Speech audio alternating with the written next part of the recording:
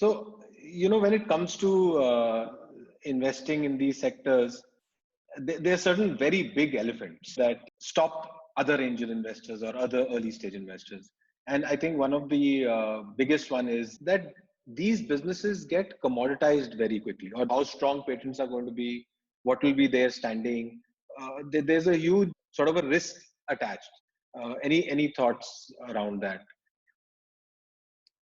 So the first thing I'd like to say is that I think we are very early. A lot of innovation is still happening. And if those innovations are backed with capital, it's very much possible that you could create intellectual property driven businesses also in this industry. So I would not assume that it's not possible. However, what I also have been in my past life and even today a firm believer in is that intellectual property is obviously very useful, but it comes in many ways and forms, and many of those intellectual properties are actually invisible. And there are great companies out there in this country today and globally, which apparently work in commodity areas, but they have such huge differentiators and internal intellectual property that sets them apart, and so that they have actually created sort of monopolies. It's just one of the many names. I'll just say it here. For example, Asian Paints as a paint company, it can't be any more commodity than that.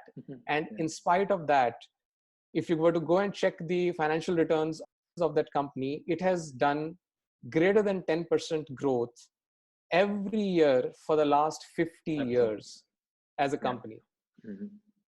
Another example of my own life, my first venture that I was a part of, we entered into an industry which was a commodity industry. It had huge names already there, and execution differentiation is what led to one more. And also it was driven by the fact that the industry itself was growing. So there was a scope for many, many players to grow. And when the industry is growing, it allows many ventures to come in, differentiate on execution, and become big. And therefore, the commoditization is not as big a danger as many people could feel. In fact, frankly, in so many areas, whether it is waste management, water management, we are barely getting started, and the markets are huge.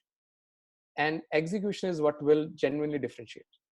So the early mover advantage with teams that have done considerable work, if they are given certain additional capital, is going to be huge.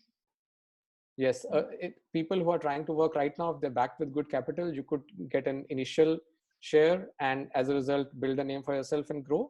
And that will also inspire other people. I would like to say that I would like to see a climate tech unicorn. And once we have a climate tech unicorn, that's when the real innovation and investment dollars will flow into this industry.